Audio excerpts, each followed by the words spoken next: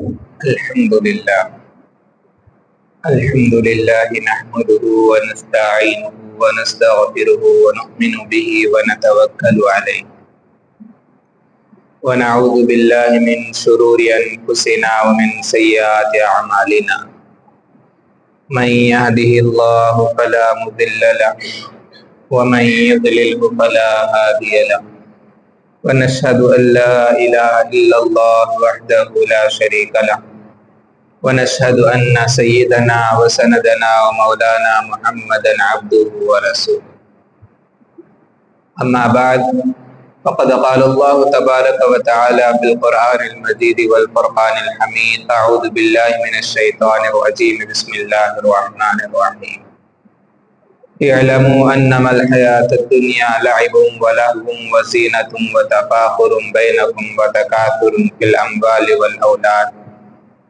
كمثل غيث أعجب الكفار نباته ثم يهيج فتراه مصفرا ثم يكون حطاما وفي الآخرة عذاب شديد ومغفرة من الله ورضوان وما الحياة الدنيا إلا متاع الغرور. صدق الله العظيم. وقال النبي صلى الله عليه وسلم أحب الأعمال إلى الله سرور يدخله على مسلم أو كما قال عليه الصلاة والسلام.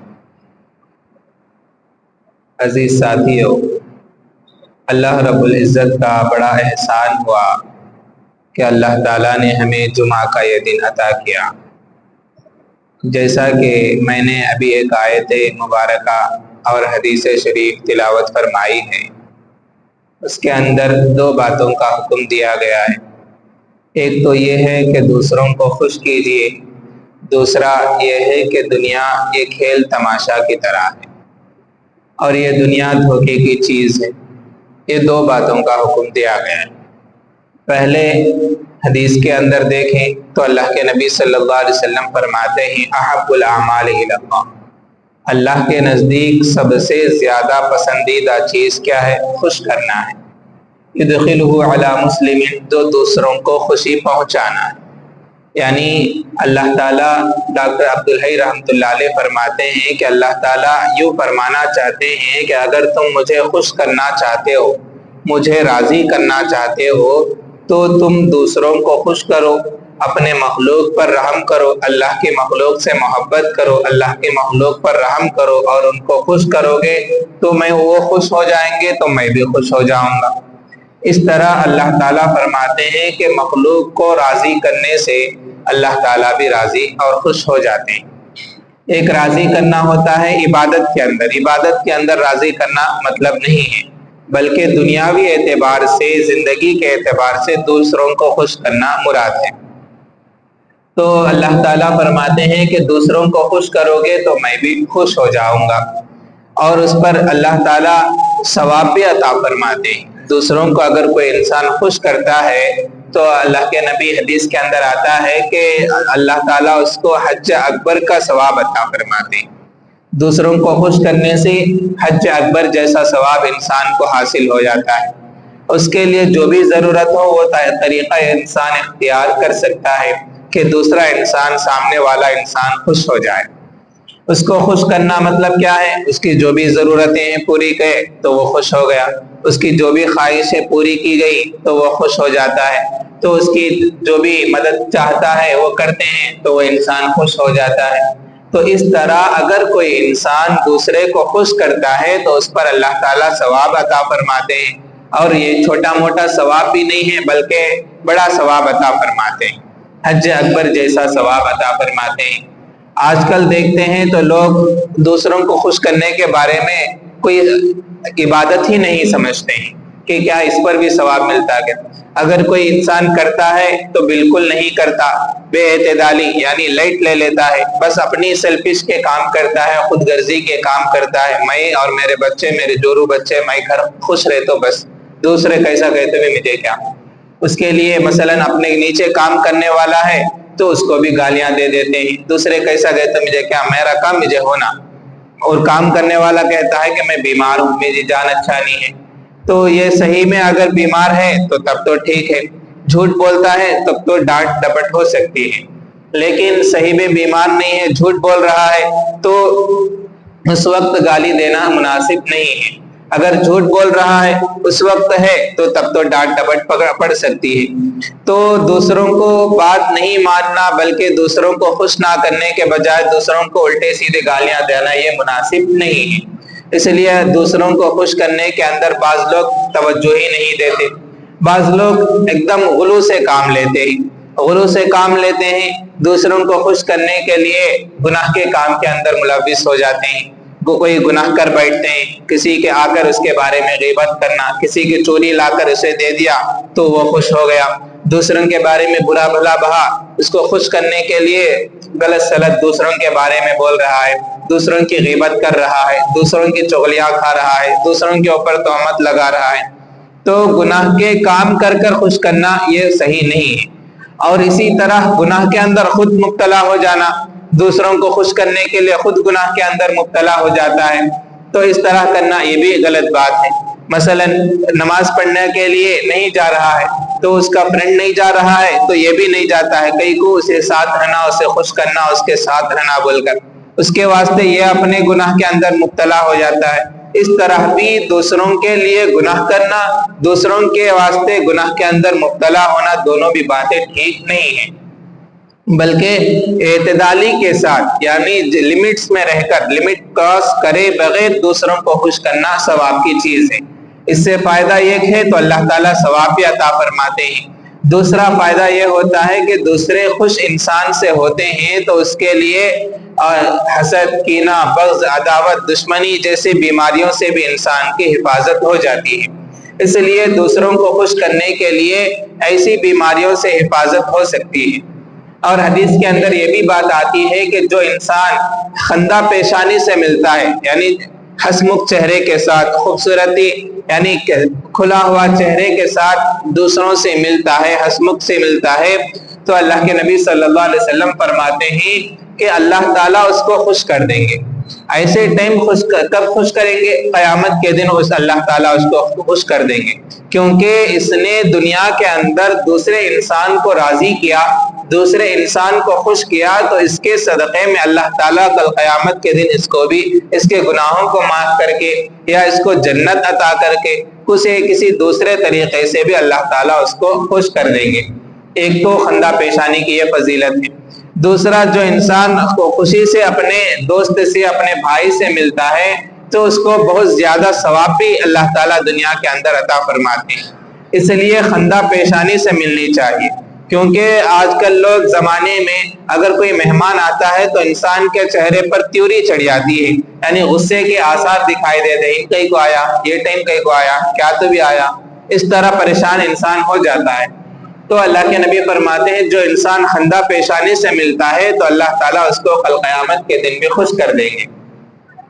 حضرت معاویہ رضی اللہ عنہ کے زمانے کا ایک واقعہ ہے کہ ایک آدمی نے کسی دوسرے انسان کا دانت توڑ دیا، تو معاویہ رضی اللہ عنہ کے پاس یہ واقعہ آیا، تو معاویہ رضی اللہ عنہ نے کہا کہ بھائی دانت تو ٹوٹ گئی ہے، معاف کر دے اور اس کے بدلے میں فدیہ لے لے۔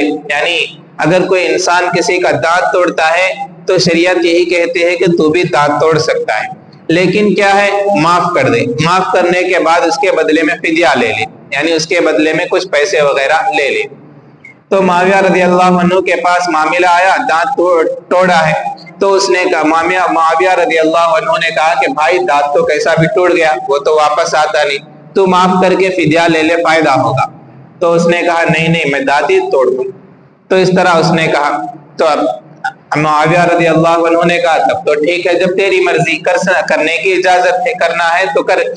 تو اتنے میں وہاں پر معاویہ رضی اللہ عنہ کے مجلس میں حضرت ابو درداء رضی اللہ عنہ موجود تھے، انہوں نے فرمایا کہ بھائی ایک بات میری سن لے، کہ جو انسان اپنے حق کو معاف کر دیتا ہے تو اللہ تعالیٰ کل قیامت کے دن ایسے وقت میں تجھے معاف کریں گے جب تجھے سخت معافی کی ضرورت ہوتی ہے۔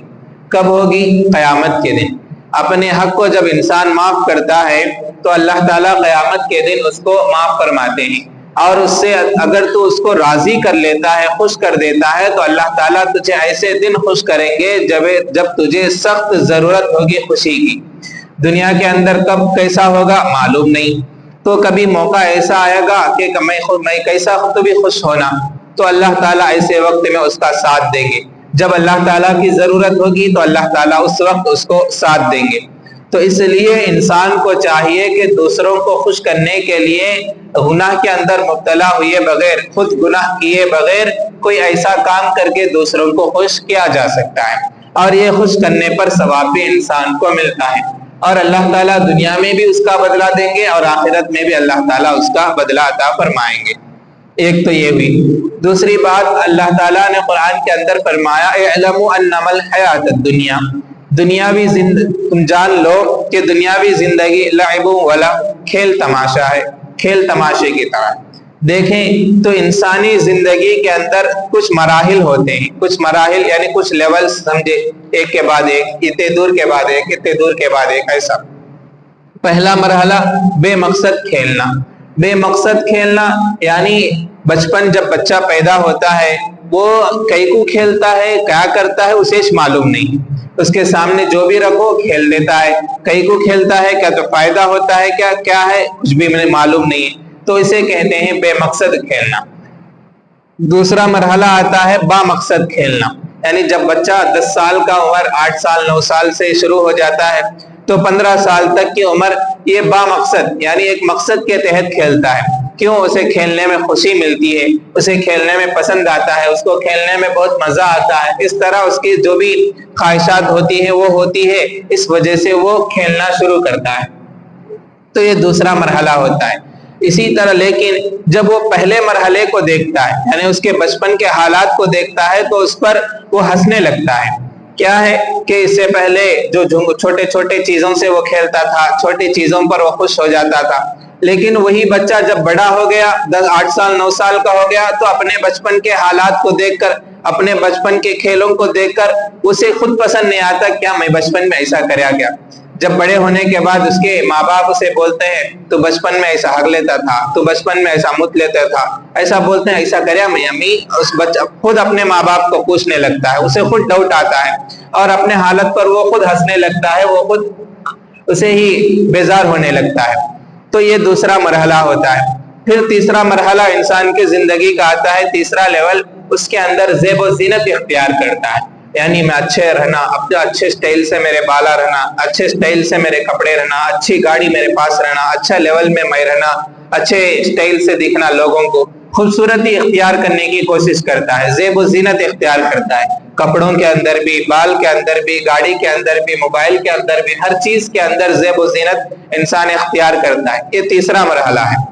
اس کے بعد چوتھا مرحلہ جب آتا ہے تو اس کے اندر کیریئر کی فکر ہوتی ہے، فیوچر میرا کیا ہوگا، میرے فیوچر کو میں کس طرح بنانی چاہیے، میرے فیوچر میں کس طرح بناؤں، میرے بچوں کا کیا کرے تو میرے بچوں کا فیوچر بھی اچھا رہتا، میرا بھی اچھا رہتا، کیا آئندہ میں کیا کرے تو میرا کیریئر اچھا رہتا، اس کی فکر ہوتی ہے۔ یہ چوتھا مرحلہ ہوتا ہے۔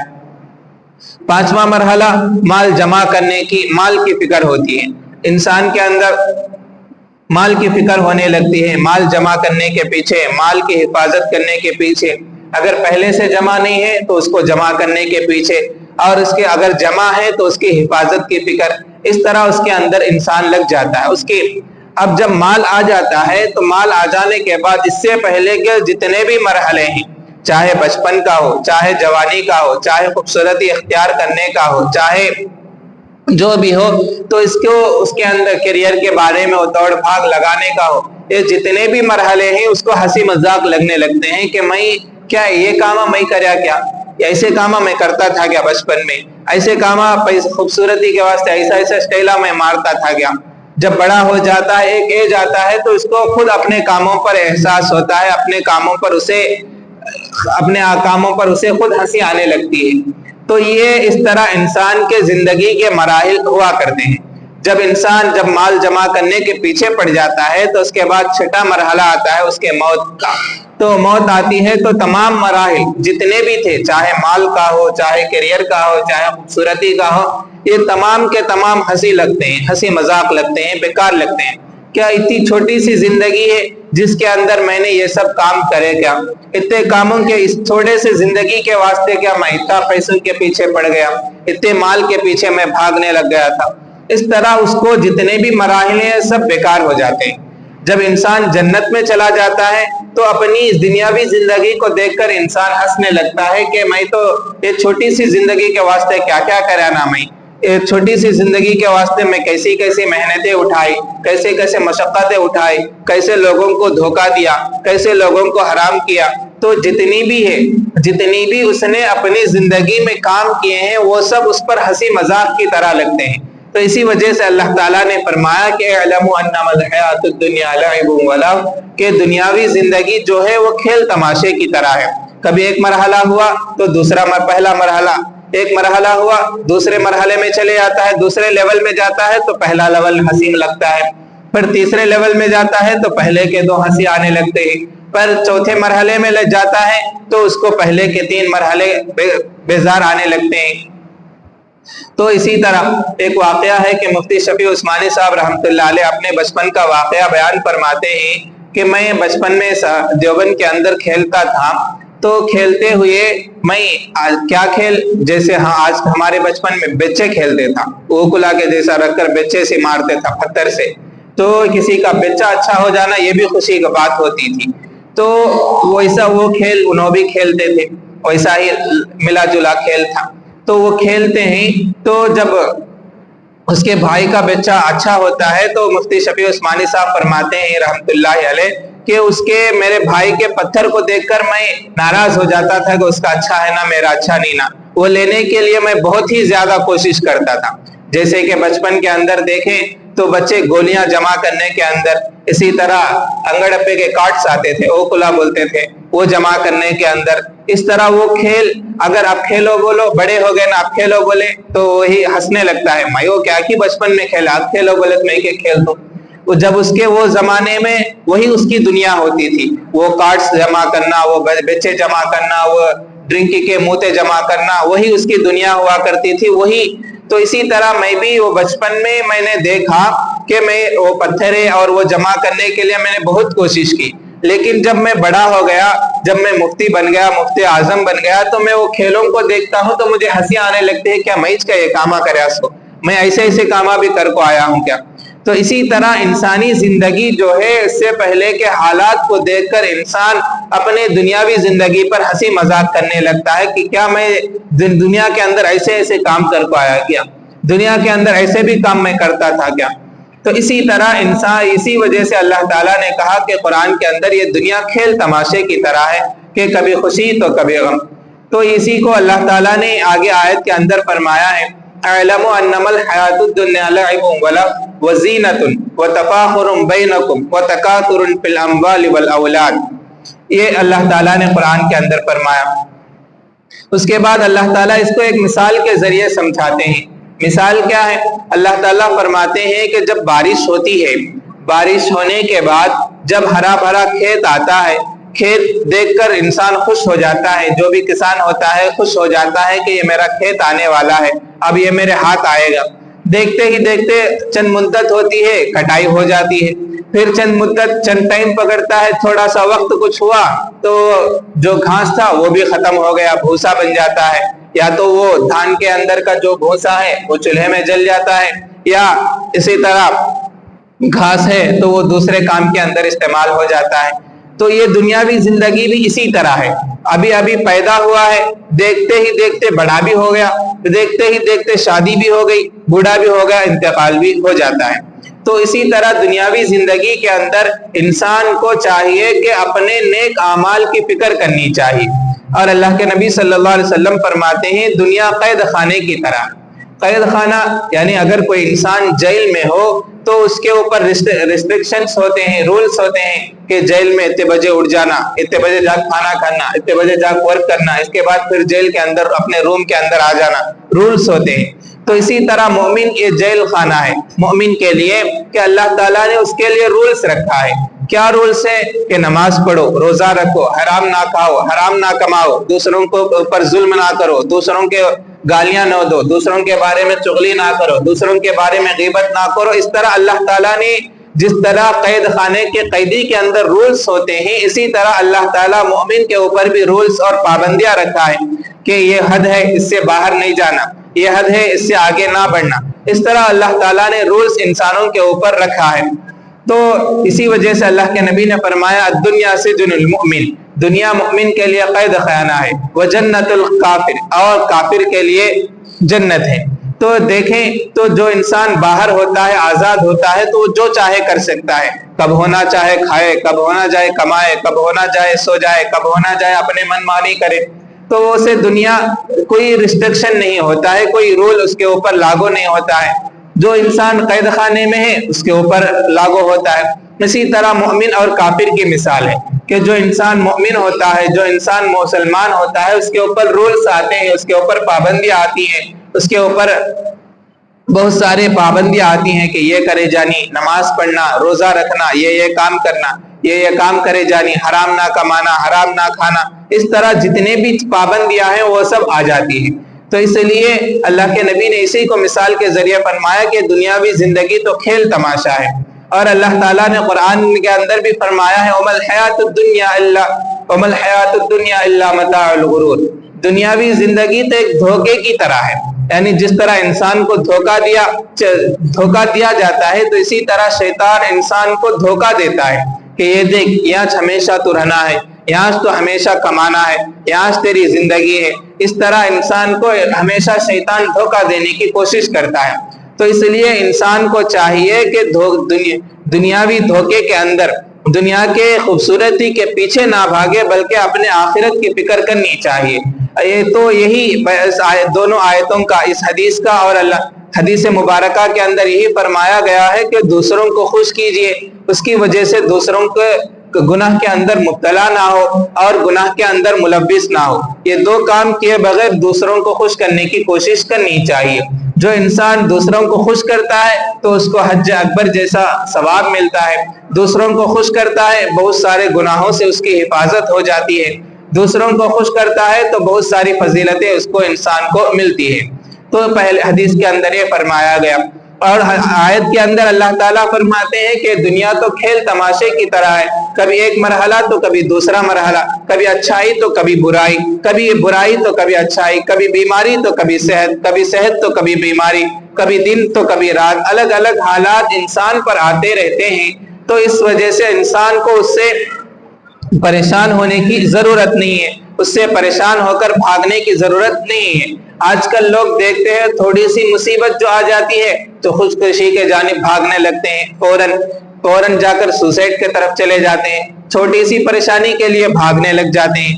تو اس لیے انسان کو چاہیے کہ اپنی یہ جان اللہ تعالیٰ کی دین ہے تو اس کی قدردانی کرنی چاہیے۔